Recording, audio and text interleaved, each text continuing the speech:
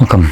In front of me is a Sony Xperia Tablet Z, and today I will show you how you can hard reset the device through settings.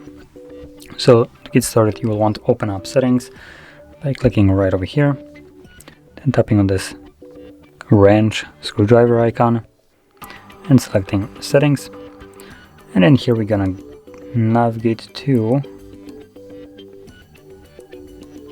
backup and reset, factory data reset, and select reset tablet, erase everything, and this will begin the process. Now this will most likely take several minutes to finish up, so just be patient.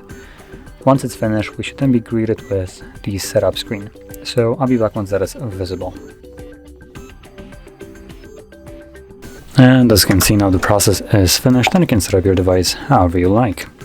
So if you found this very helpful, don't forget to hit like, subscribe, and thanks for watching.